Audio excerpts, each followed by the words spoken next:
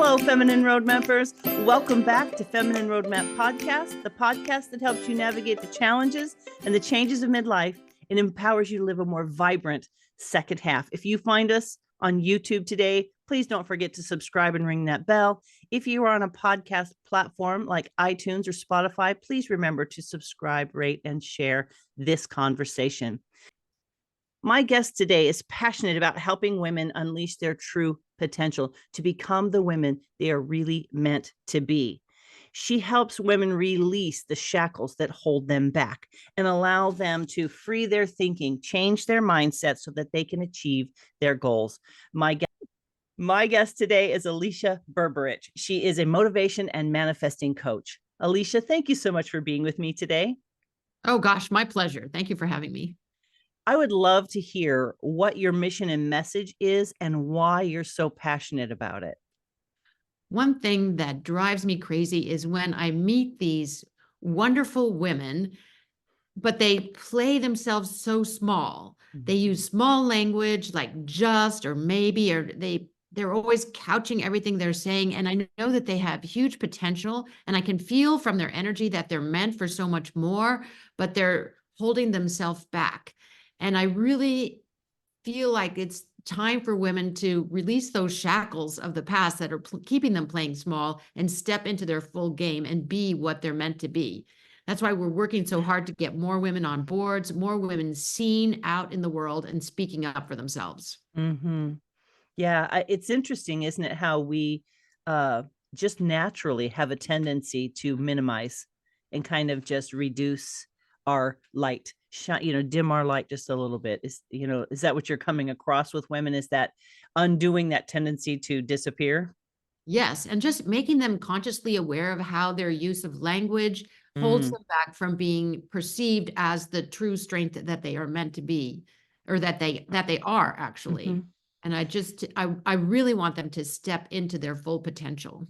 I like that change in languaging, speaking of what you were just saying, right? It's not who they're meant to be as much as it is. They are meant to be it, but it's already inside. Right, exactly. Yeah. And how do you help women turn and face themselves in this way and begin to see their actual potential? Well, we're in a mirroring universe. And so what you put out is what you see back. So by reflecting back to them what they're showing, then they can see and witness what's happening. And then showing them new ways to use language to harness their power and move forward with strength is really the best thing that I can do. Women have so much brilliance, but they are not acknowledging it. And by reflecting back to them their own brilliance, then they can see it and step forward into their strengths. Yeah. Do you find that a lot of women in midlife are sensing that feeling of kind of being lost and not knowing what's next? I think it's a real issue because what happens is we go to school, we get educated, we join the workforce, we have families, we raise our kids. But then there was never a plan for what are we going to do after the kids are gone? Like, right, I've done that. And now what? And they drop their kids off at college, or the kids move out, and all of a sudden they're walking around this empty, quiet house and feeling like, well, now what am I supposed to do? So things that, would take them a lot of time doing the laundry or keeping the house, now suddenly it's quiet and they're left with themselves and they're not sure what to think about or what to do. So realizing that it's time to really think about how they want to direct this third part of their life after they've had their kids and their kids are gone. Like, what can they do? And this is when they really can step into their potential, because we have to procreate, we have to move society forward. But then now we're become free, and going through menopause and life changes also releases new energy. So we have a lot more energy to become our best selves. And by focusing on what we really want to do, what's the mission that we have, what is the burning desire inside of us, that burning desire isn't there for no reason. You have that desire because that's what you're really called into, and that's your mission here on this planet. So figuring out how you can do that to best serve from where you are right now is really what I work to help women realize and see. Because it's kind of a funny thing, but when you're in the midst of the mess, you can't see the way out. It's like when you stand in a jar, you can't read the label, but someone from outside the jar can clearly see the label and can see the path forward. Yeah. So I just help people to see what they already have themselves and then help them design a path forward so that they can do what they're really meant to be doing. I love the idea of a new chapter, a new season, a new opportunity. It's so easy when you've done something for a long time to feel as if this is your life, period. Right? Instead of Yeah. this is your life now. Right. Right. Because that's, I think, where the lostness comes from. Because, you get real embroiled in what your life is offering you in this moment. And I think it's really, I was just talking to a friend yesterday and I was reminding her, she's a little bit behind me in years. And I just said, it's a season. Just remember, this is a pocket of time. It's not forever time. I mean, I Right. guess we could choose depending on how we look at it, right? But also with this season, it's like sometimes you're planting and sometimes you're harvesting. Yeah. So you have to look at what you're ready to do at that time. Mm-hmm. One thing that I think is so interesting is my brother has worked with the same company for 40 years, which seems like, how could he stay with the same company for 40 years? But what's happened is every 18 months, he's forced to switch his job. He has to go to a new division, meet new people, learn all new skills. So even though he's been within the same boundaries, he's doing it in a different way every 18 months. And I think that was really a great model for doing things because he's meeting new people. It's a huge corporation. He's meeting new people, he's developing new skills. And even though he's been there for 40 years, it's still exciting to him and he's still meeting new challenges and growing and developing. And for people who aren't in the structure of a building that's or a company that's pushing you to grow this way, it happens to us naturally. As our children grow and leave and we're ready to do the new things, we get pushed out there. And speaking of being pushed out there, it's like stepping outside of your comfort zone. And a lot of people get really nervous when they have to do things that they haven't done before. But a little secret is that I always share with my clients that I think is really great is you only have to be 4% out of your comfort zone, like one tiny step to learn and grow and use new skills. So you think about, oh, I can't do that. Like I'm not comfortable with doing something that is like, well, just take one tiny little step and see where it leads you, because you never know what opportunities are going to come up when you try to do something new. So that's something good, I think, a good perspective for people to have, that it's just, you don't have to change everything. Right. You can just do one small little thing to move yourself forward. And by taking one step forward, you can have a whole new view of the whole situation, which is really interesting. Something could have been blocking you before, but by taking that small step, you have a whole new perspective. Yeah, right. It's one of those like you don't know till you know. Right, right. It's like a blind curve, right? It looks like you don't know where the road goes. Then you turn the corner and you realize, oh, there's so much more over here. Exactly. Yeah. And the opportunity is exciting. And just by trying new things, it's good. I feel I have worked with clients who've been in the beginning, they've been so stuck and haven't seen the potential and the opportunity. And by showing the mirror on them of how the outside world perceives them versus how they're perceiving the outside world really helps to open them up to see what kind of opportunities are available for them. So besides doing the motivation and manifest coaching, I teach water aerobics. So I meet a lot of women who are coming and like they haven't been exercising, they don't feel good about their bodies, and now they're pushed into a new situation. And by encouraging them and getting them to do new things and building their strength week after week in the class, I can really see how they're blossoming, and it's very exciting. I love that you use the imagery of a mirror, because sometimes it's that thing where you see yourself in a mirror, you see yourself in the camera, it's like the opposite of your face. It's your face but just a little bit different. And Or that's when kind you of hear your voice, it never sounds like it sounds to you. It's really strange. yeah, but I think that's the beautiful metaphor for what you're talking about and what you're doing for people. It's getting a different view of ourselves, seeing ourselves differently, thinking about ourselves differently, hearing what we're saying. Because I'm sure that mindset is a big part of what you do, because our languaging is so important to how our life is directed. Would you agree? Yes, definitely. And that's something else that I really work with people in overcoming their saboteurs. Mm. And a biggest saboteur is inside our own head. And Yeah. that's that negative voice that's playing back old scripts that you've learned and really prevents women from stepping into their big self because, like women of a certain generation, they're like, you're supposed to be seen and not heard and keep your opinions to yourself. And especially with kids, when they're in a classroom situation, a male, female classroom situation, statistic shows that teachers call on the boys more than they call on the girls. And it's the boys who are getting the public offices and the boys who are getting the front row seats. And really, for women to realize that it doesn't have to be that way. I sent my kids to an all-girls school because I want them to see that all of the leaders are women and everybody talking is females. So you can be whatever you want to be. You just have to decide and do that. So I was happy that we had a good school like that in our area. But just learning to overcome the voice in your head and realizing that that voice in your head is not you. It's just a small little part of you. And you need to acknowledge that part of you. The voice were originally formulated between when you were 0 and 5, or even could have happened prenatally. I don't really know about that part, but that's how it happens in my mind. But that the voice is listening to these other people talk to them. Like, for instance, if you're a mom and you tell your child, don't cross the street.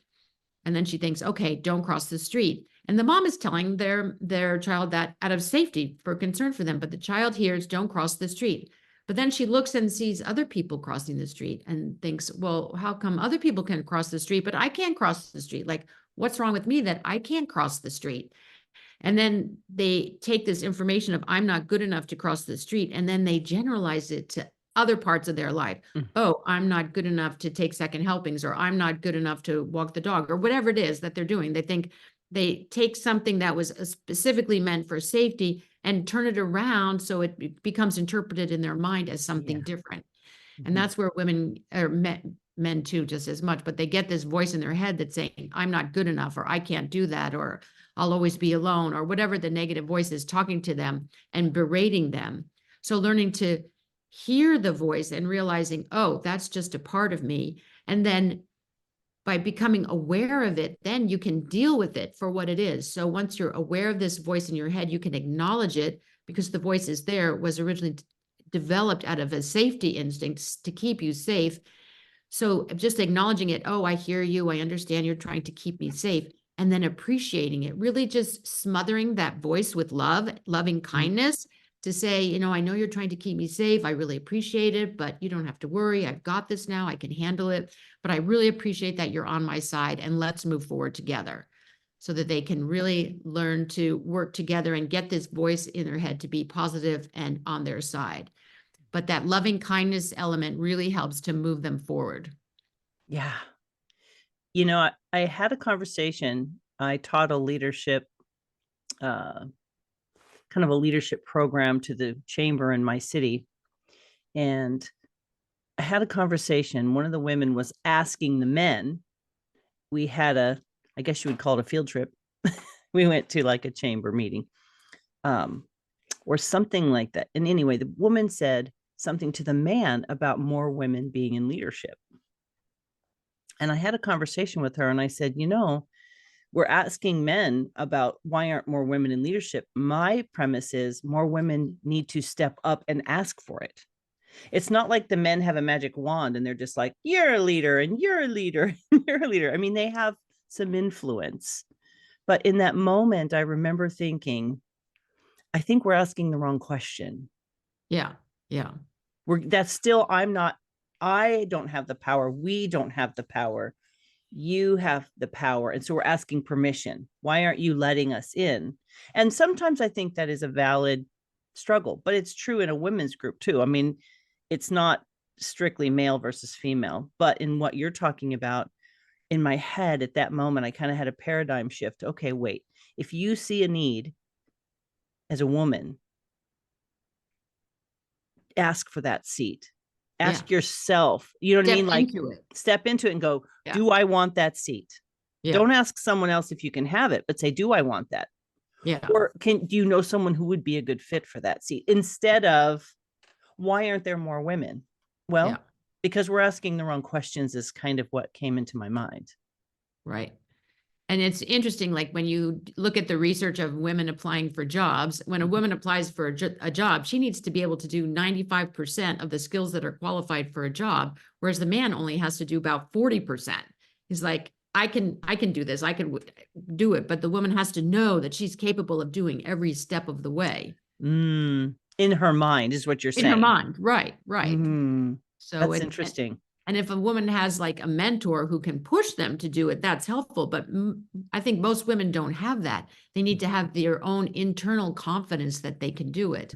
And that's really a good reason to work with a coach, because they can see your capabilities and push you to do these things, help get you outside of your comfort zone to do that sort of thing. Yes. It's important, to your point, to have a mirror, Yeah. you know? Yeah. To see your true self. A lot of people Mhm. look in the mirror and they don't see what's actually being reflected back. They Mhm. see their perception of what's being showed back. I have a daughter in college and she's in this entrepreneurship program, and they had to, each person had to stand up and say what their idea is for a company and then see if anybody would follow them in that business. So she presented her idea and everyone in class loved it, and the majority of the class stood behind her like they really wanted to be a part of their team. And then this one guy said, yeah, it's a great idea. I want to be on this team, except I need to be the CEO because I have more experience than anyone in here. I mean, he's 21. My daughter's 23. He's like, I've got more experience here. I've done this before and I can do this. And my daughter is like thinking like, this is my idea. This is my company. I should be the CEO. I mean, it's for a school class, but finally she said, all right, well, what we're going to do is we're going to put it up for a vote and we're all going to vote and see who's going to be the leader. And they did vote for her because she was presenting it. But just that the fact that these guys would have the kahunas to say, oh yeah, that you have a great idea. I'm going to suck it. I'm going to take it myself and I'm going to drive this. Like, no, like you're stepping outside of what's right and acceptable. So, but my daughter would have let him, except that she decided we're going to take a vote and the people voted for her. So it's like being able to step up for ourselves and believe in ourselves and push for ourselves beyond, like, she's never been a CEO. She doesn't know. He said he has some experience. I mean, what experience does he have? He's 21. Like, come on. It's the pauses that I think there's power in, like having a moment to stop and think, not reacting or responding immediately, and having things that you can say like, oh, that's interesting. Yes. I Yeah. really appreciate your input. Those Yeah. horrible things we hear, Yeah. we just need to Yeah. pick them up and hand them right back, because sometimes that it may be true. And let's play with this idea. What if it is true that this other person has more experience? Chances are he does not, but he's just being a difficult personality. Right. But what if they do have more experience? Is the obvious answer, then I can't do it? Right? Or that he should do it. Right. Right. I think we need to, those are the points of question and pause where it's mindset like shift that needs to happen. Yeah. Who says, and I'd like to know, because we all have these like ideas of how things should be, to your point, right? Oh, that doesn't apply to me, but it applies to them. And what is it that makes us believe we're outside of the potential or the possibility for this opportunity? Right. And maybe changing the way that we think starts with, well, that's interesting, to ourselves. That's interesting. What made you say that? Where's the proof in this belief, if you will? And just because someone else might have more experience, well, I mean, that's great that you have the experience. I want the experience too. Yes. And this is my opportunity to step up. Yes. It does not mean I don't get a chance. Yeah. Exactly. And experience is relative. We as women don't understand, I feel, how much skill and experience we have amassed as women who shop. We know what stores this may not seem important, but we have a map of the city in our head and how to route to shop and where to get the best produce and how to maneuver a difficult teacher or a difficult situation at work, or you know what I mean? Like we have Or how developed, to get a 3-year-old to do what they don't want to do. and you might be the only one. So these skills, maybe they're considered soft skills, maybe they're just harder to put on paper, but I feel like, yeah, but if we could learn to take those skills and put the right words to it, think of all the volume of skill set that women have just from being women in the home alone. Let's just start there. And then you start moving out to all the other things that women do. Yeah. Yeah. We have, so is there a moment when you're helping women where you can see the light bulb go on? And what is it that helps women wake up to this potential? Yeah. And that is such an exciting moment when I'm working with someone and I can see the shift in their minds, that I can see that, oh, the paradigm shift has hit home, because then they realize, oh, I have the capability to do this. I can do this. And even if I don't have the skills right this moment, it's like Marie Forleo says, everything is figure outable, Yeah. and they can figure it out. Like women are amazing problem solvers, and getting big things to happen with few financial resources. Like women get amazing things done and are great at raising money. And it's really exciting when you see the person realize that, oh, they can do this and they can get it done. So, and that was what was so exciting for me with my daughter, to see like she heard what he was saying and, figured out a logical way to handle it. And then it came to resolution. So that was exciting to see the capability, her own capability in that. And it's just like that with my clients. When they see how capable they are and how they can make things happen, it's really energizing. Mm-hmm. I think sometimes we're thinking too far, too big, meaning like we have to have all of that and be all of that right this minute. Right, right. Instead of one, recognizing who we are and what we offer, and then the flexibility of learning. I mean, from 18 to 48, how much life have we lived? Well, if you go from 48 to 78, that's another lifetime. Yeah. So yeah. if we did all of that in this 30 years, why couldn't we fill this 30 years? Yeah, exponentially. Mm-hmm. Because we're Yeah. building on something, right? Yeah, it's an add-on. That was all winging in at the beginning. One of the things that Dr. Ben Hardy, he wrote a book, Who Not How. And I think that's something important for women too. It's like, you don't have to do everything yourself. You just have to know how to get it done, and finding the right people that can make it happen. So being the solutions finder instead of the actual doer. Don't get stuck in the weeds and doing it, but look at how can you just get it done, I think is a good perspective for them to see as well.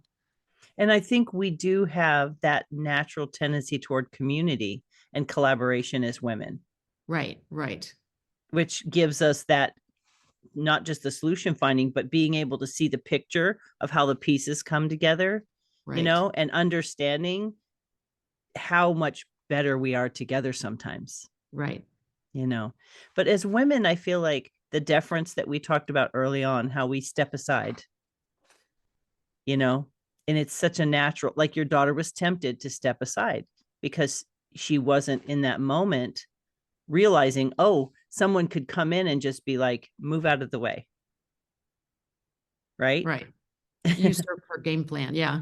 Yeah. So when women are finding their sea legs, they've been out on this lifetime on this boat and they hit the land of midlife and they're trying to find their stability. What are some of the ways that you help women get their legs back underneath them so that they feel confident and are ready to move in a new direction? Yes. And thank you for asking that question, because that's something I really focus on when I'm doing my Phoenix Plan coaching program. Is we work with getting the foundation securely in place. And the primary thing that I really want women to have as a sound foundation are their core values. Really being able to identify and list their core values and what's really important for them. And it's important to know the difference between your core values, which are with you your whole life, and just when people think of you, those are the things they think of, versus your aspirational values. What are the things you want to be like? So for me, my core values are connection, lifetime learning, and curiosity. It's just like I've always been connecting people, and I'm always curious, and I love learning. It's part of who I am at the core. And then like, oh, my another value is organization, but that's something I always aspired to and I have to work on every day. It's not naturally a part of me, but it's something I work on.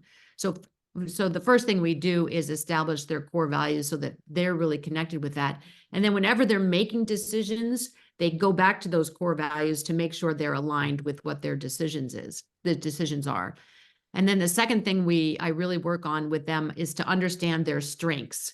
So we do a lot of different exercises where we can really pull out their strengths so that they can see how they've been using their strengths in the action.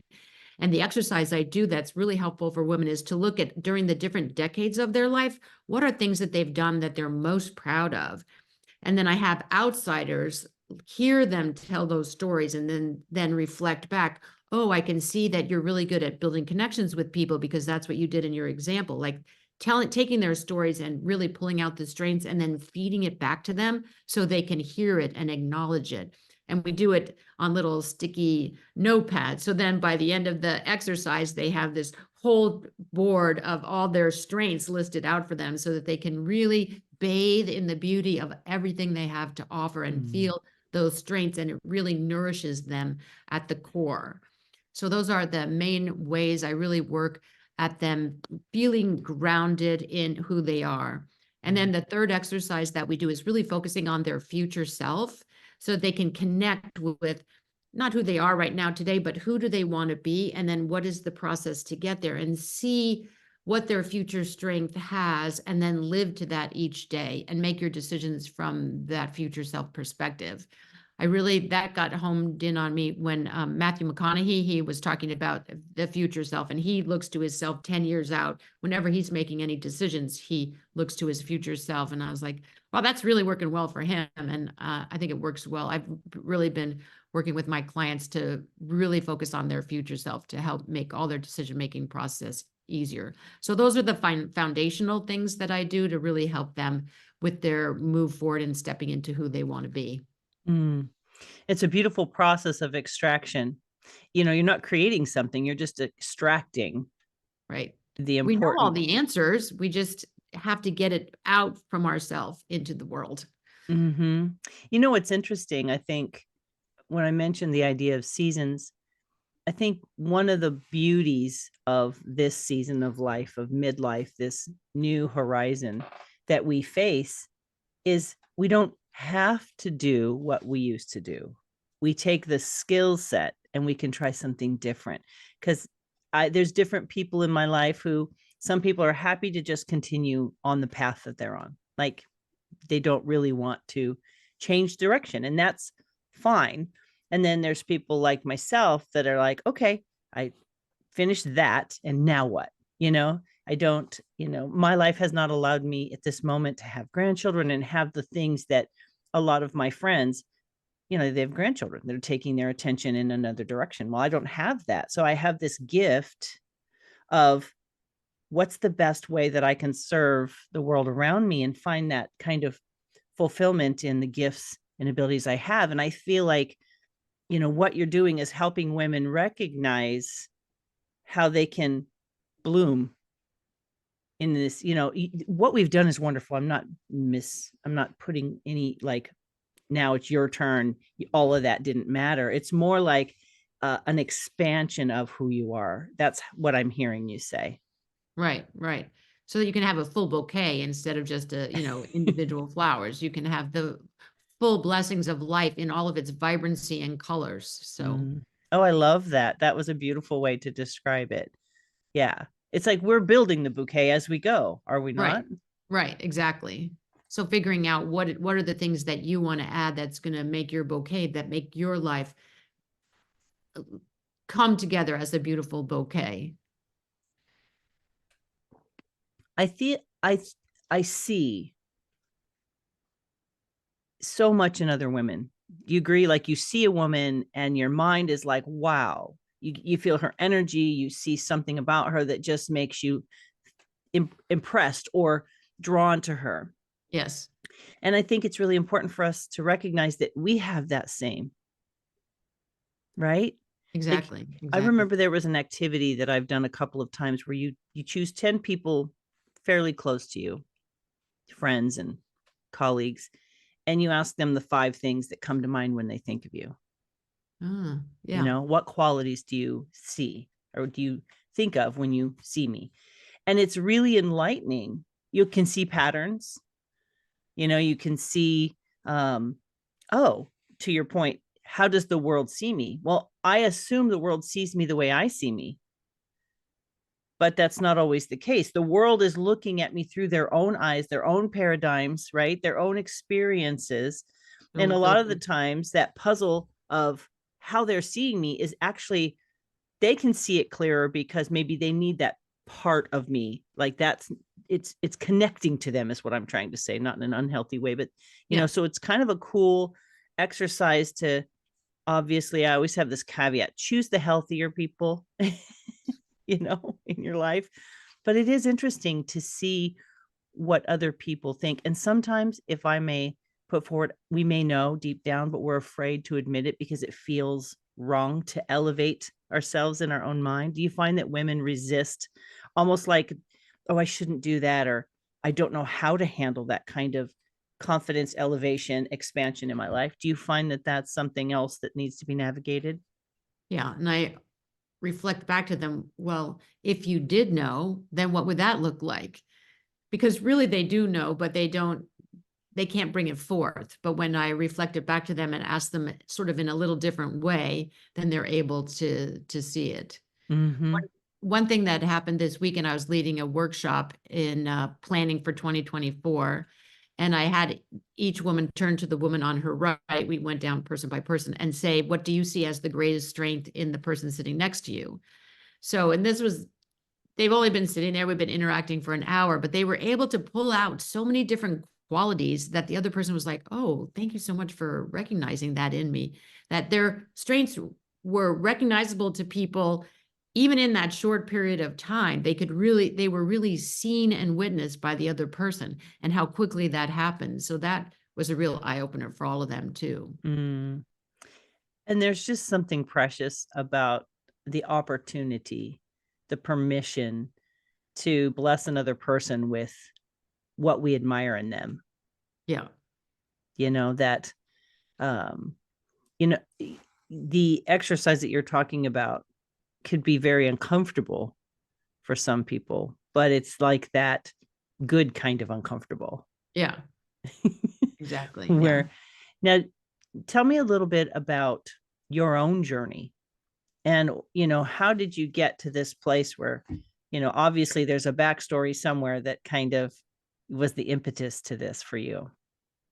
Well, um, I got into this because when I had my own daughters, I wanted their life to be different. Didn't want them to have to go through the struggles that I went through. Mm-hmm. And I have a difficult relationship with my mother, or I grew up with a difficult relationship with my mother, and I wanted to have a stronger, better relationship with my daughter. So then I decided, all right, I'm going to go to coaching school to learn how to help people to blossom so that I can use those techniques on my own kids to help them blossom.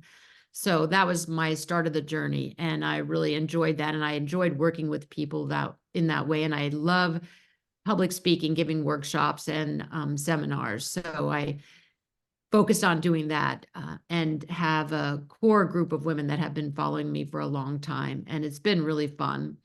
And I think it's really been really interesting in the journey to see back, because now my daughters are graduating from college and they both want to be coaches and help people to grow the best that they can be, because they've heard me talking about it for so long. So I feel very fulfilled with that. So I'm excited about that.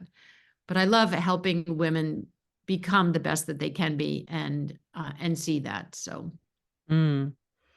Isn't it interesting? We often move in a direction guided by something that's missing for us. exactly. Yeah. Yeah, we see. And isn't that kind of the normal path to take? Looking for the opportunity, the thing that's needed. and creating what's needed in that space.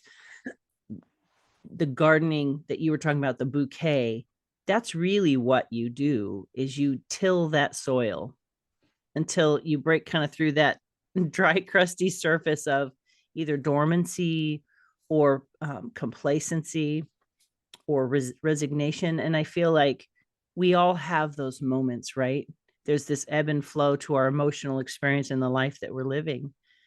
And I love that, the reflective properties that you offer people to really look at their life and think about it and to glean, right? To take out the big rocks, look for the things that really are moving them forward is such a beautiful thing.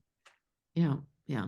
Thank you. One of the things I really like to advise my clients is that to really be conscious of the people they hang around with. And it's something I've told my kids from day one. You become like the 5 people you hang out with. And so if you're hanging out with people who have negative energy or are, pointing out your flaws all the time, that's really going to impact you. So even whether it's friends or family, be really conscious of who you're spending your time with and how the messages that they're putting out are impacting you. Like even just something simple like watching the news, that's more of an environmental thing, but the news is so negative and repeats itself, and it's a vicious cycle that goes on. And then you have these negative things playing in your mind. So I don't even watch the news anymore because I get too upset. So I really try to focus on positive things and hang out with people who can see the best in situations and are really have a really good mindset that I would like to exemplify. So being really careful where you invest your energy and whose energy is being absorbed into your system. So that really makes a big difference for people. You mentioned a difficult relationship with your mom.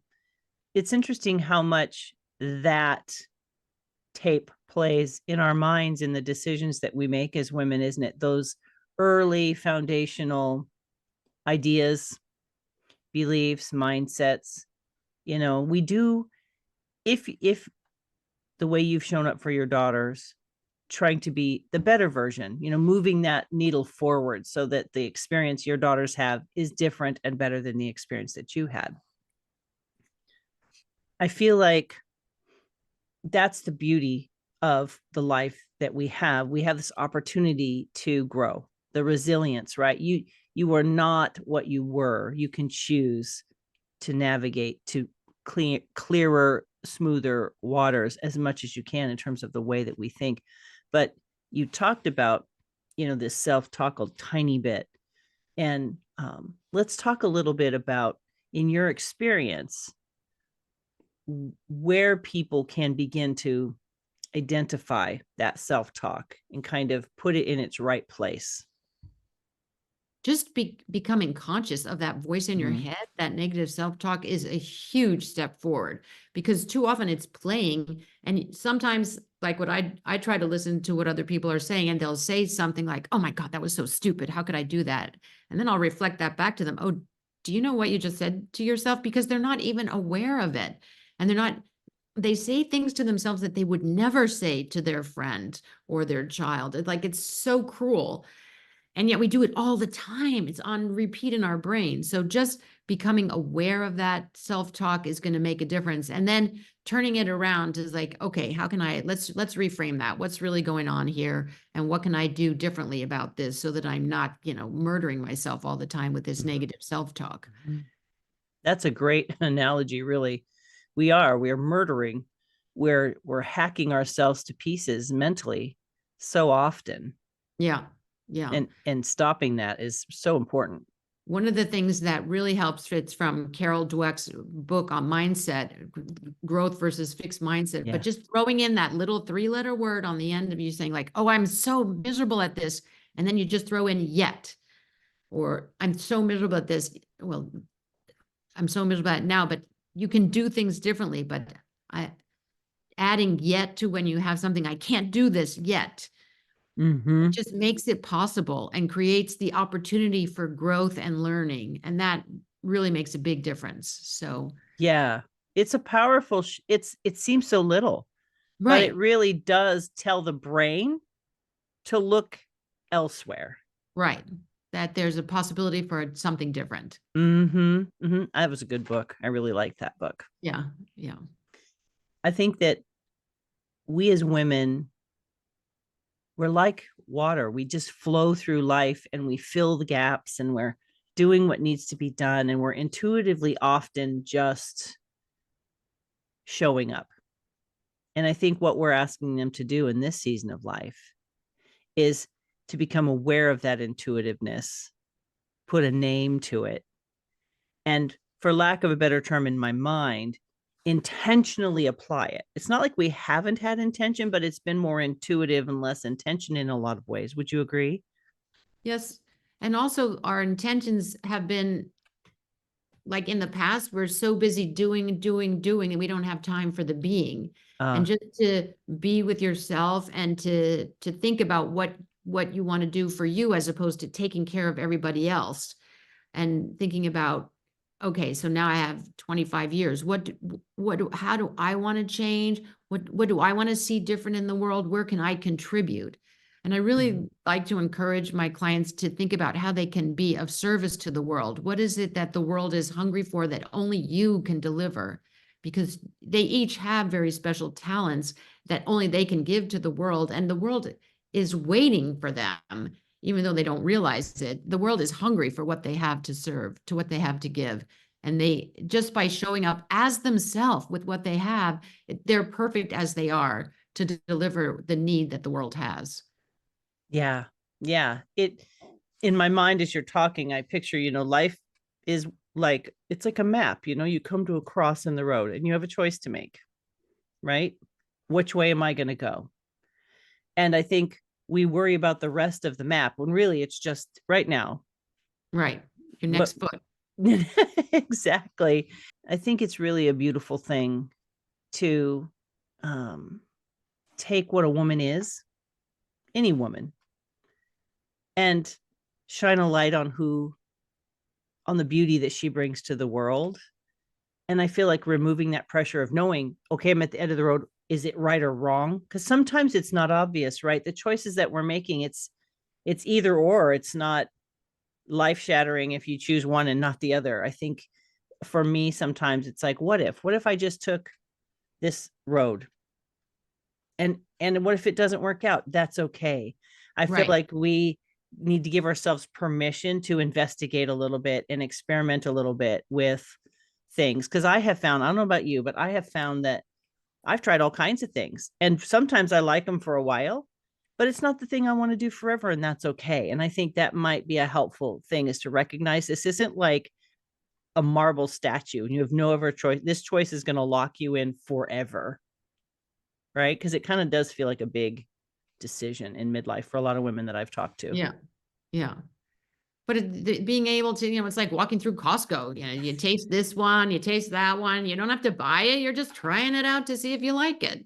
Yes. So you go to the shoe store. You don't just buy the first pair you try on. You need to try the different ones and see what's going to work with what you have. And it's a mix and match. So seeing, and I think a lot of women get stuck because they feel like they have to have the answer before they start the journey. Yeah. Like you have to have your destination, but sometimes it's just, you got to take the back roads to get to where you got to go. And just taking the next step, worry about just the next step in front of you. What feels good for right now, and try that out and see where it leads. Like you said, so, every corner that you turn, you see a different view and you have different knowledge about yourself and the environment and what's going on. So, it's not a color by numbers. You're just trying different things and seeing how it works. There's no set way of what you have to do and how you have to do it. But it's just so important to get out and try the different things and see what's going to happen, and not what you have is you here in the present, looking forward and just letting go of the shackles from the past that have held you into these old ways of thinking and being in the world. That is what was. We don't need to hold on to that anymore. We can let go of that and look forward to see what is it that we want to do going forward. And I think as you're talking, one of the things that popped into my head is you have to trust that you're growing as you're doing these things. So when you think, I don't know that yet, or I'm not ready for that yet, well, you don't know how much more knowledgeable and experienced you'll be when you hit that fork in the road. You don't have to have it now. Right. You're building. Exactly. We're constantly building that resume, right? Right. Yeah. So tell me, Alicia, if you had to give the listeners 3 things to kind of anchor in on, what 3 gifts would you like to give them today? The 3 gifts I would like to give them is to really focus on what they do want and thinking about what they do want and moving forward. And especially when with the using this tool of manifesting, which we didn't really talk about today, but in terms of manifesting, you want to really focus on what you do want and move in that direction. And the second thing is to take small steps forward. You don't have to see or understand the destination right away, just to take small steps going forward. And the third thing is to really pay attention to that voice in your head so that you can develop a conversation that's positive and supportive, as opposed to something that's tearing you down or creating limitations for you. Pay attention to hear the voice and respond to it with loving kindness. So good. Alicia, how can people get a hold of you and your resources? I have a website. It's my name, aliciaberberich.com, and there's lots of available resources there. I'm also on Instagram pretty regularly. And I have there's what they always say, a link in the bio where they can find more resources from me. And I'm also on LinkedIn. So I'm around out there. They'll be able to find me. Awesome. Well, I want to thank you so much for being on the show today. I want to thank you for sharing your passion and your deep care for women and your desire to help shine light on the beauty that they are, to help them become that full bouquet, to your own analogy. I want to thank you and honor the journey that you're on to not only grow yourself and your daughters, but you've taken that out and you are having that impact on other women. And I just really honor that journey and thank you for doing what you do. Oh, thank you so much. I really appreciate it. It's been a joy and a pleasure to be here. Wonderful. Thank you. Friends, today, if you are on YouTube, just look down below. The links will be right there for Alicia, so you don't have to go anywhere. If you happen to be driving, you can also head over to www.feminineroadmap.com/episode 359. This is one of those conversations that we have over and over in different ways. And I think it's important for us to hear different perspectives on a similar topic, because we all have a voice and we have a message that someone will hear, and they need to hear it from us. And so think about what it is that is stirring in your spirit and hold a space for it. Don't question it. Don't push it away. You know, in this season of midlife, there's so much life that we've brought to this point. Alicia has some great strategies that if you just take the strategies that she shared and apply those, see where it leads. Again, to her point, you don't have to have all of the answers now. Just take your next best step. And of course, if you need support, you need that mirror, remember that those resources are available to you in the links down below or at www.feminineroadmap.com/episode 359. Thank you so much, friends, for being with us today. I look forward to sharing more inspirational people, strategies, and stories with you in the weeks to come. Take care, my friends. Bye-bye.